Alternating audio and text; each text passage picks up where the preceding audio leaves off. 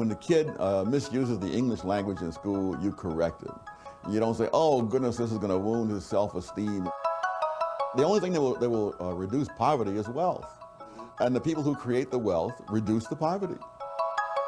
The liberals want to help the poor while they're poor, but really the biggest benefit is to stop them from being poor. And that they have very little interest in. Thomas Sowell's books and essays on everything from the economy to race relations have been described as myth-busting and a cold bath of logic. He's fearless. He doesn't care what the reaction to it is. The truth to him is the truth. And finding the essence of it is key to him. And even though he has avoided the public spotlight for years, Sowell's work continues to be a powerful voice for conservative thought in America.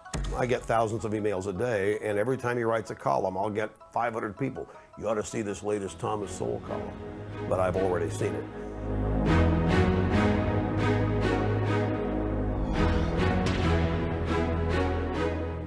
Hello, I'm Fred Barnes. One of the reasons for Tom Sowell's continued influence is that even though he's been called one of America's most eminent intellectuals, there is nothing stuffy about him or his writing. He tells it the way he sees it, presenting his thoughts in ways everyone can understand. He rarely gives interviews, but I was able to sit down with him for a far-ranging discussion on the critical issues we face today. What follows is a rare look at this man and his unique take on how to make America a better place for everyone. Even though he's 75 years old now, his age doesn't show in his face, but rather in the wisdom of his words, words that prominent conservatives like nationally syndicated radio commentator Rush Limbaugh have read for more than 2 decades. Thomas Sowell's one of my earliest teachers, even though I never attended a class. Limbaugh credits Sowell's unflinching take on the world with helping to shape his own thinking, especially early in his career.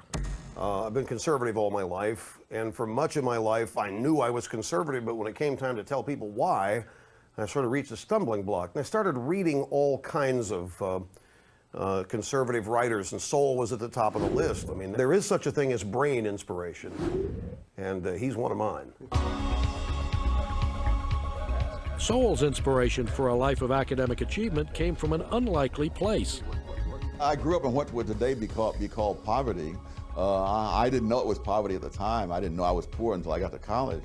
Born in North Carolina, young Tommy, as he was called back then, was raised in Depression-era Harlem by an aunt and her boyfriend he thought were his mom and dad.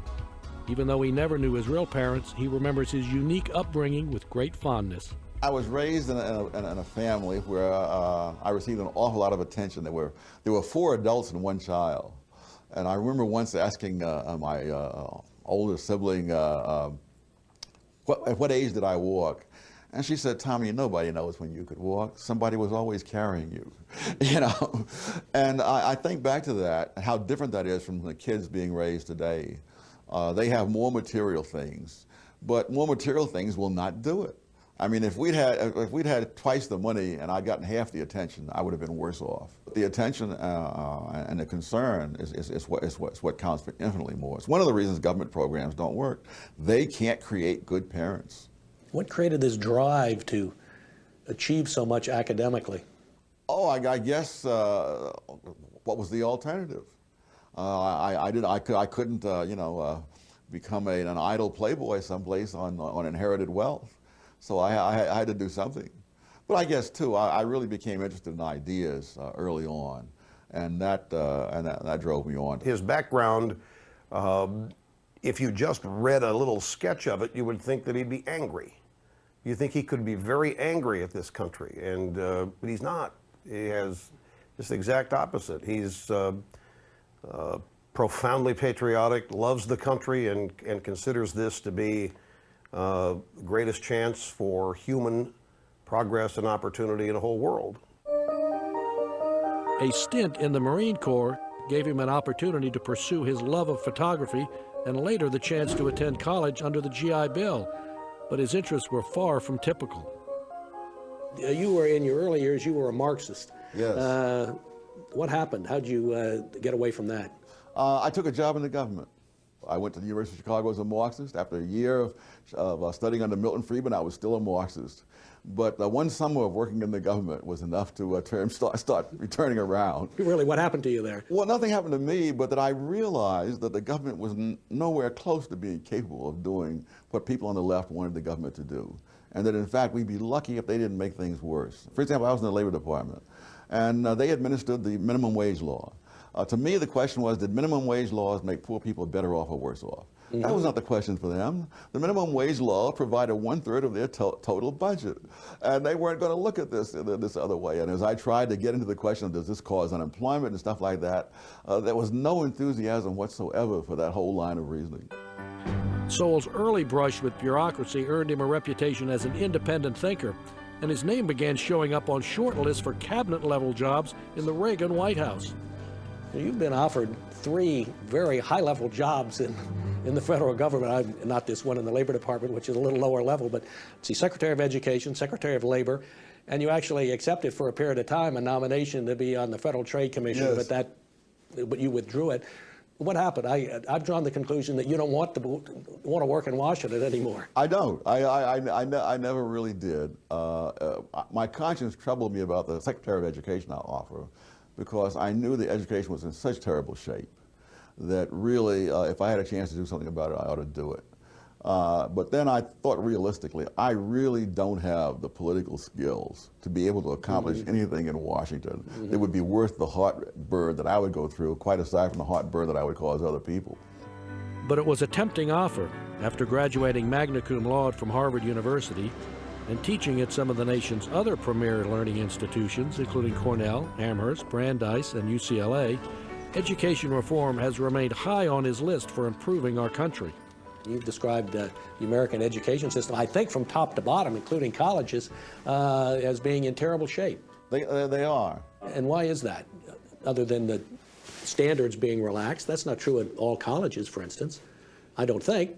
Oh, you can graduate probably from any college in the Ivy League, or Stanford for that matter. I haven't checked the requirements, but I suspect you can graduate without having taken a single course in math, in economics, in history, or in any hard science.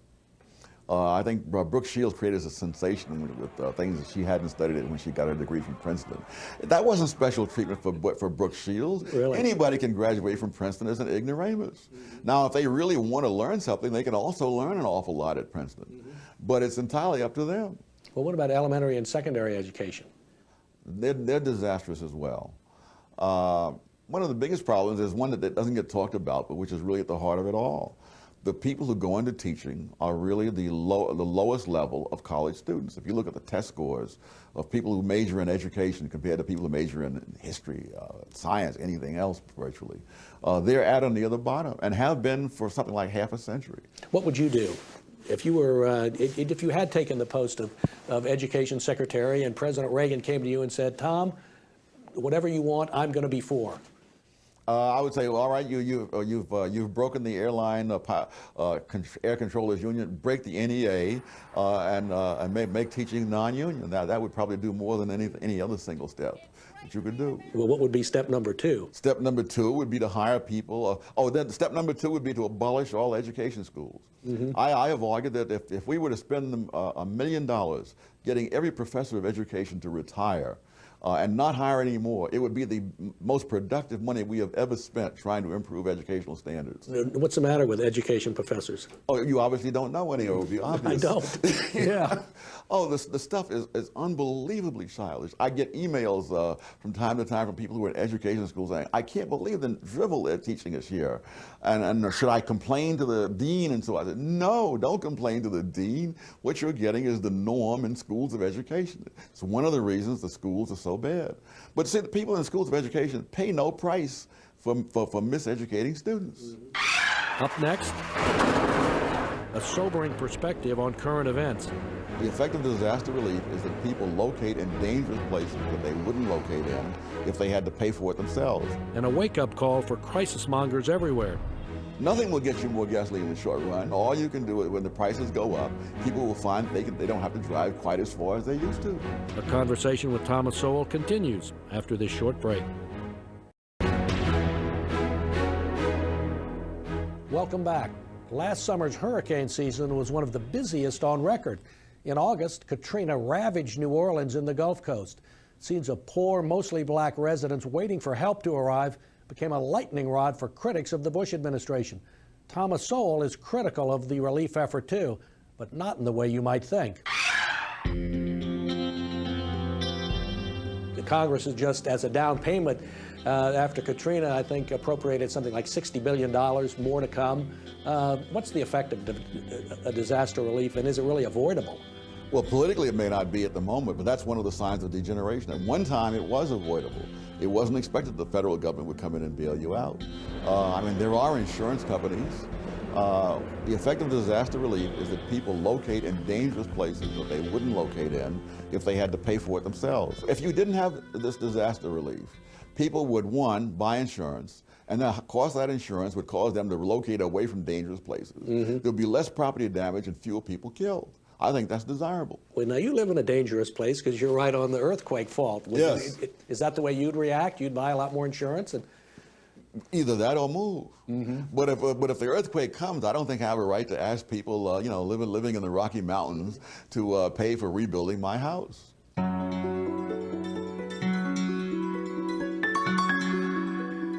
Well, shouldn't the people who got stuck in New Orleans, shouldn't they be angry about not being evacuated?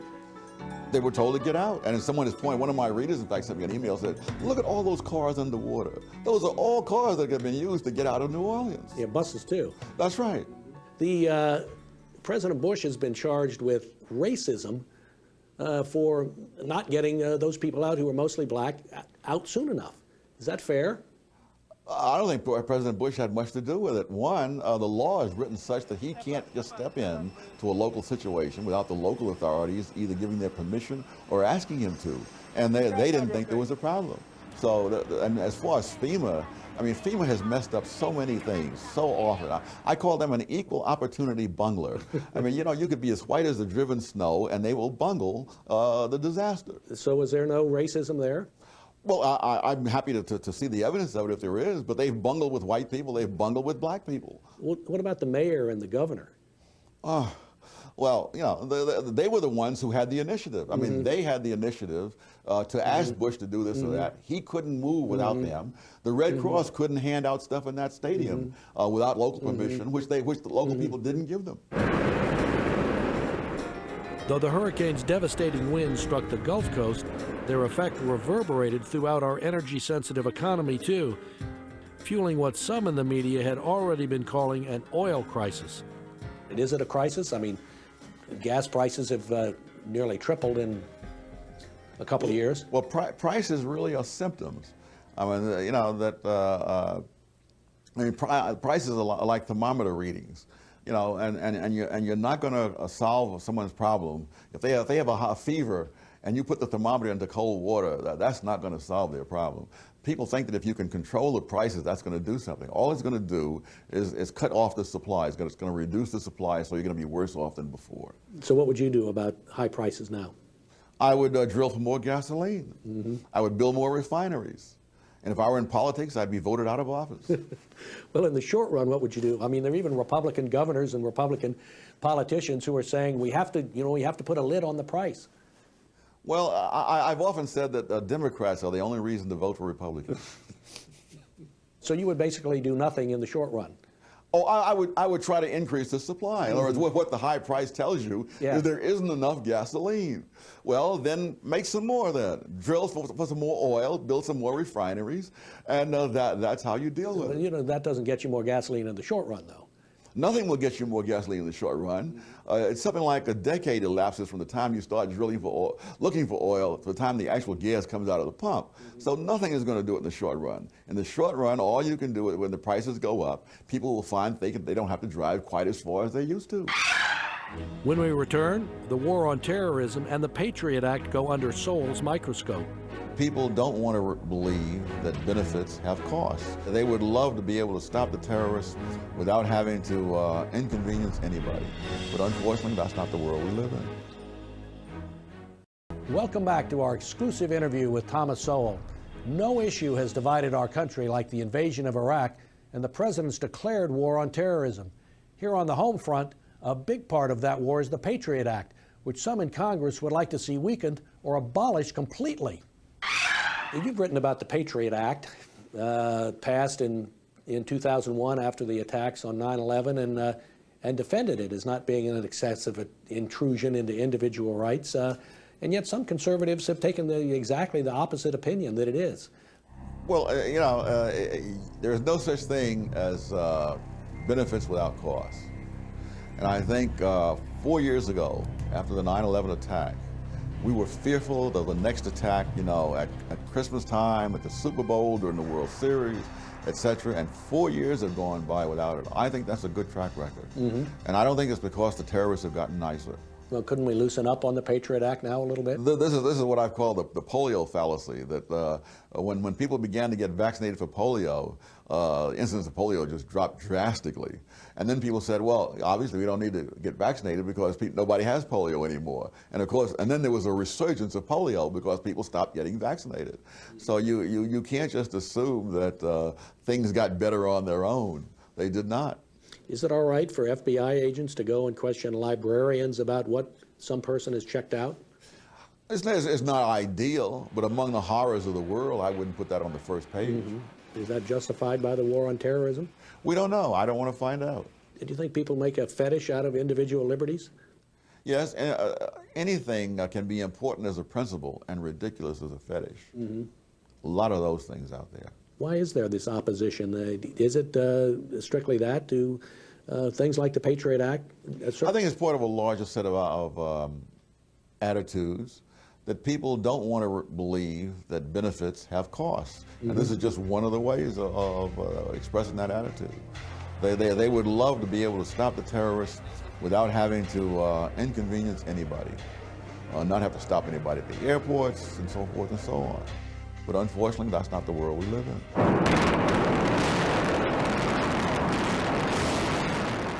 That world was sharply divided by President Bush's decision to send coalition forces into Iraq.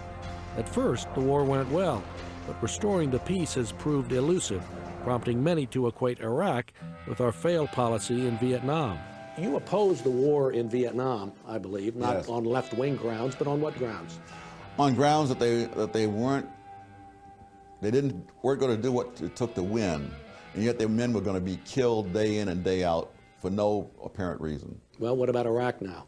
Well, there is an apparent reason, one of them being the terrorists. I mean, every terrorist they kill in Iraq is one that will never get over here. You've noted something that I really hadn't noticed anywhere else, and that is the lack of media-proclaimed heroes Yes. in Iraq. What does that mean? Oh my God! What's behind that? Oh, I think it's the media is against the war, and therefore they don't want to do anything that would be positive. But I get everything I hear from people who've been to Iraq, not through the media. It's wholly different from what I get in the media. And you can't fight a war without heroism on the part of the troops. They're constantly depicting the soldiers over there as victims. And so if there's some National Guardsman who has some financial problem because he had to go off and leave his job, that's front page news in the New York Times. But that this man gave up his life, that's not front page news.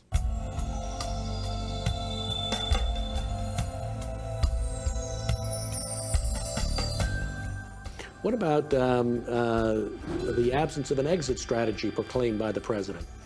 Is that troubling to you? I try to think back to any war that had an exit strategy. I remember FDR in World War II saying, we don't know when this war will end. We don't know how things are going to be afterwards, but we can't just give up on it. Tom Sowell certainly hasn't given up. At his age, he could be sitting back enjoying retirement. Instead, he's a senior fellow at the Hoover Institution at Stanford University. He continues to write a book a year, and his columns are syndicated to some 150 newspapers nationwide. Please join us tomorrow for part 2 of our exclusive interview.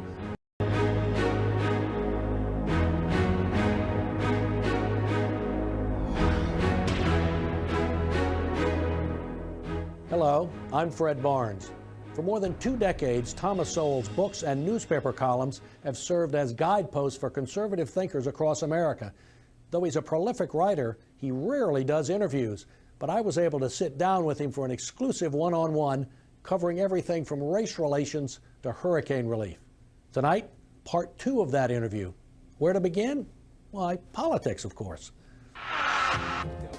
The Hoover Institution is a conservative island tucked away in the liberal sea that is Stanford University. It's here that Thomas Sowell has been a senior fellow for the last quarter century.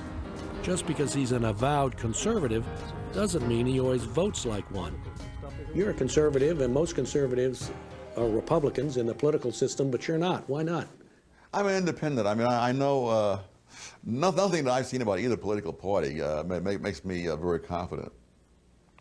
And I see the last time I was a member of any party, I was a Democrat, and that was 1972. And the candidates that year were so bad, I didn't vote for anybody. Yeah, he's his own man. There's no question. And he is tied to no one politically. He's obligated to no one. Radio host Rush Limbaugh has been a Sowell fan for more than 2 decades and maintains that his disregard for public opinion is what keeps his writing fresh and vital. He has a fierce independence, but it's born of his just sheer, pure honesty, and he really has no concern for what people are going to think about what he writes, and why should he? One of Sowell's favorite targets, the liberal left. You've written a trilogy of books about people you call the anointed, Yeah. which are basically liberals in American society. What do you mean by calling them anointed or self-anointed? That's right. There are people who seriously believe that they are wiser and nobler than others, and that the way to improve society is to have the government force people to follow what the anointed want, rather than let people do what they themselves want to do. And there are all kinds of fiascos that follow in the wake of this kind of notion. Like what? Think about the New Orleans situation and the young hoodlums on the street. What could be more stupid than having a system in which young men don't have to work because the government is taking care of them or their mother or their sweethearts, and who therefore have nothing but time on their hands to get into mischief? I mean, that is a formula for trouble in any part of the world with any part of the human race, and yet that's one of the things they promoted. Conservatives are routinely blamed for not caring about people. And yet you say just the opposite is true, that it's liberals who care about their vision of how the world should be, but not about real-life human beings. Absolutely. I think the busing thing was a classic example. You would be hard-pressed to show how black people, white people, or any other people were benefited by this. But the liberals loved it. It enabled them to be morally superior to those who were fighting against busing. And the evidence, one way or the other, really did not interest them. What is social justice that they're talking about, the anointed? To say that you're going to have social justice means you've got to have to concentrate power in the hands of some small group of people to override rules and standards and so forth. And people do not see that that's more dangerous than the injustices they're trying to wipe out. How could these people figure out just how much, this person or that person has been disadvantaged or advantaged? They can't. So they come up with formulas and so on. For example, this whole thing about comparable worth, that a woman should get what the comparable value of her labor is equal to that of a man and so forth. How in the world do you know what is the comparable worth of a nurse somewhere in a clinic versus the guy who's out on an oil rig in the Gulf of Mexico? Aren't conservative free market ideas sometimes hard to sell? I think of the labor unions and liberals are now attacking Walmart and saying Walmart pays its employees too little. I mean, that's a nice thing to be for. You want more money for people who work at Walmart. What's wrong with that? Hey, I want more money for myself. But that doesn't mean that someone else has an obligation to pay it. If you're paying people for their work, instead of just paying them for what they think they need, then clearly these people wouldn't be working for Walmart if someone else thought their work was worth more than Walmart is paying. So why do you think liberals have jumped on Walmart? Because of its success? Because of its success. That's a sufficient reason. They really are for helping. They're for helping people who are disadvantaged, as they put it. Whereas I think conservatives want to stop people from being disadvantaged. In other words, the liberals want to help the poor while they're poor, but really the biggest benefit is to stop them from being poor. And that they have very little interest in. What is the liberal premise? I guess the Rousseau notion, you know, that man is born free but is everywhere in chains, that the real problem of the world is that the institutions are wrong. If the institutions were right, then there was nothing in human nature that would cause us to be unhappy. It's the fact that we have the wrong institutions. What is the conservative premise? That man is flawed from day one, and that there are no solutions, there are only trade-offs. And whatever you do to deal with one of man's flaws, it creates another problem, but that you try to get the best trade-off you can get, and that's all you can hope for. I've often said there are three questions that I think would destroy most of the arguments on the left. And the first is, compared to what? The second is, at what cost? And the third is, what hard evidence do you have? Now, there are very few ideas on the left that can pass all three of those kinds of things. Can conservative ideas pass those? Yes, I think so, because they don't assume that there is a solution out there. You know, Adam Smith didn't believe that either the government or the market could solve all problems, that you have to be able to simply tolerate certain things. And the idea to the left of tolerating any evil, you know, that they want to stamp out the last vestige of segregation. Really? At what price? At what price? Up next, a politically incorrect look at affirmative action. There's no evidence whatever that people who are poor, either here or in any other.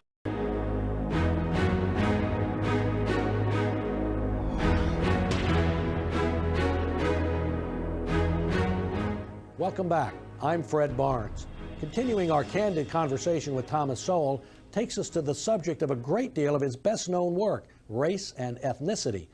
Though he's thought of as a scholar and an intellectual, it's important to note that as an African American born into poverty in the rural South, most of his observations come not from books, but personal experience.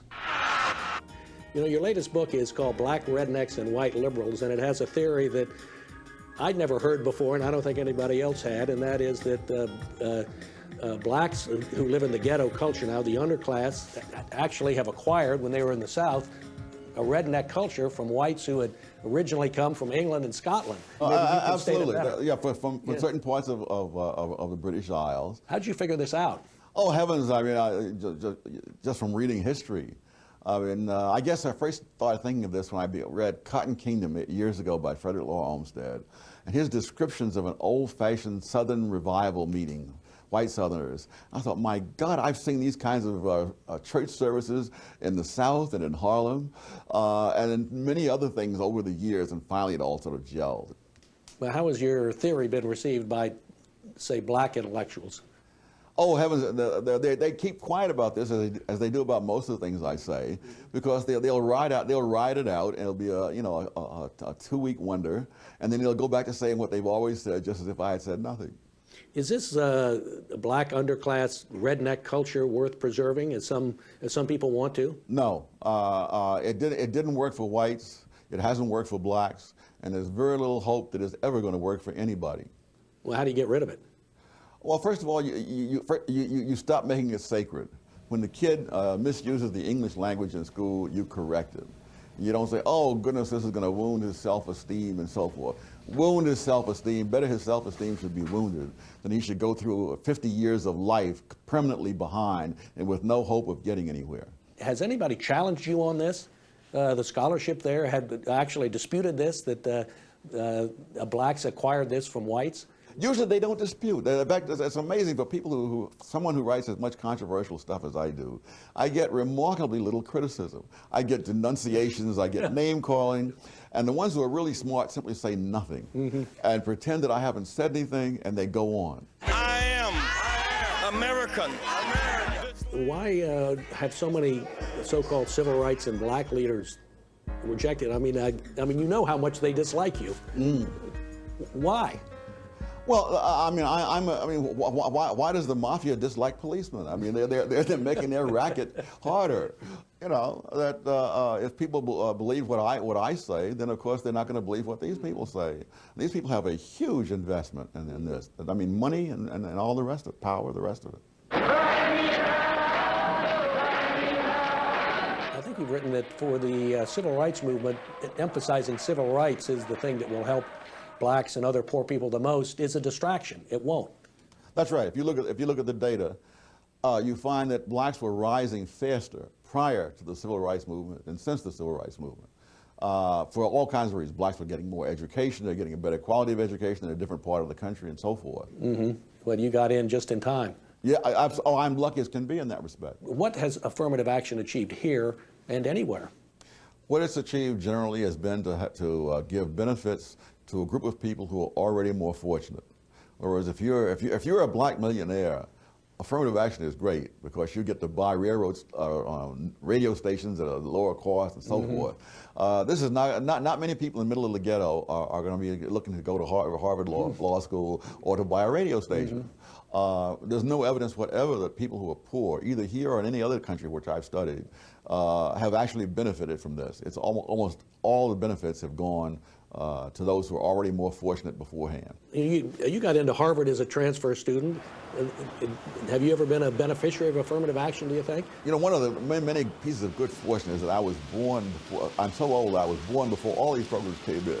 So I don't even have to worry about these things. I entered Harvard in 1955. Affirmative action started around 1970. So I don't, you know, my academic career began in 1962, which is 2 years before the Civil Rights Act of '64.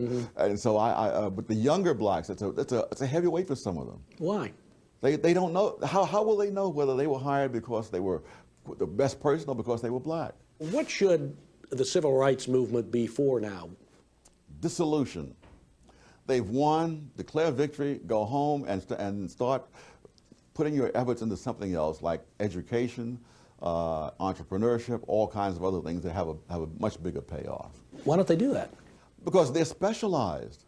I mean, you know, how come wrestlers don't go in for violin playing? Well, they don't have those skills. I mean, there's nothing else Jesse Jackson can do? Well, do you think Jesse Jackson can become a violinist? I don't. Al Sharpton? Not bloody likely. Still to come? The only thing that will reduce poverty is wealth. And the people who create the wealth.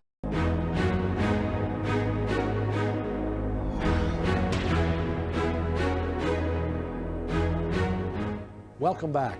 During a lifetime of experience and study, Thomas Sowell has deftly let the air out of many a politically correct bubble, but not without offering solutions along the way.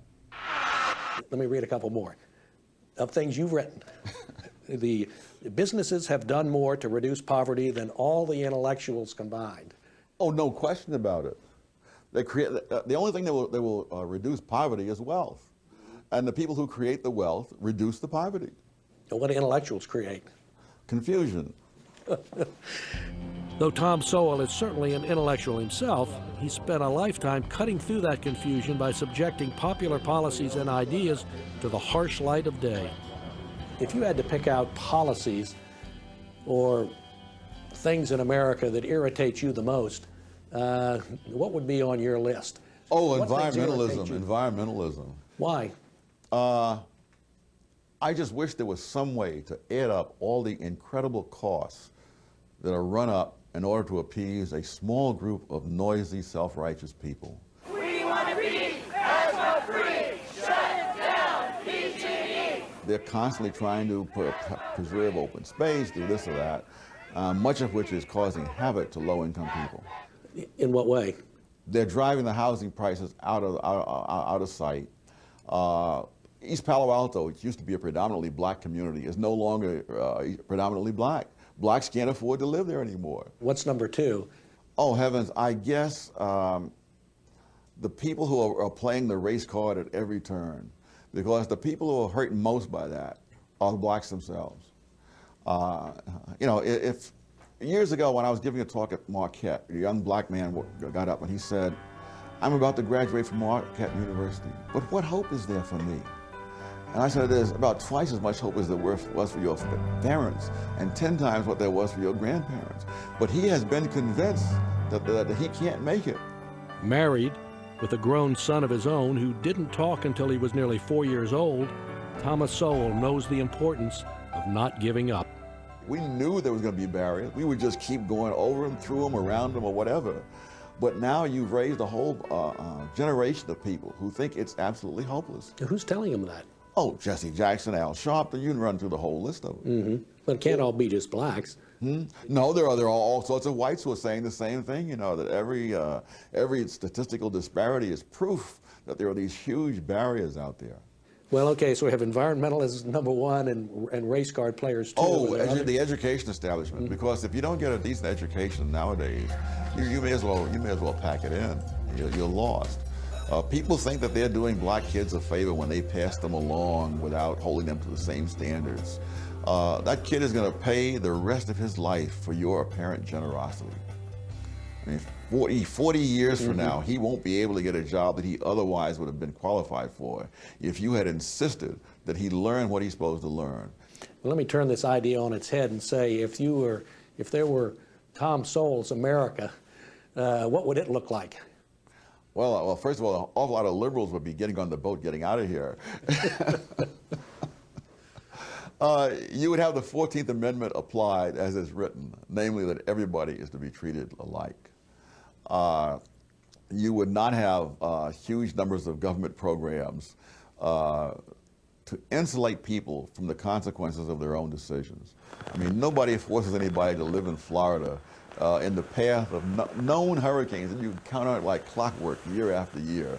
You're going to locate down there and expect the taxpayers to rebuild when the hurricane comes through and destroys your house. That kind of stuff would have to go. Are you pessimistic about America? Yes, I'm pessimistic about the future.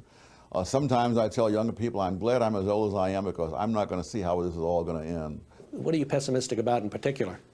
I'm pessimistic about the decline of values because that's what's inside people. And if that's not there, the rest of it is not going to matter. Which values in particular? Honesty is one that you don't see a lot of. The whole attitude that you're entitled. I mean, it's amazing. I mean, what does an entitlement and a right mean? It means that other people are bound to provide you with what you don't provide for yourself. I mean, why are other people bound to do something for you that you're not going to do for yourself? Throughout a lifetime of academic and literary achievement, Thomas Sowell has consistently provided for himself, even if that meant rejecting the easier path provided by government programs and policy. He is just a huge believer in the ability of individuals to do far better for themselves than laying around waiting for a bureaucracy to help them. Today in his mid-70s, that belief is as strong as ever. You can find it in every book and column that he writes. It's a belief born of personal experience in a time in American history that will never come again. There really won't be another one like him, and that's a shame. Wish there could be more Thomas Sowells. I read my first Tom Sowell book 20 years ago. It was scintillating. I was floored by his fearless conclusions, based always on evidence, never on political prejudice. By any reckoning, Sowell is America's greatest public intellectual. He is a man I wanted to meet, a man I wanted all America to meet and question and listen to. Now I have, and so have you. For Fox News, I'm Fred Barnes. Good night.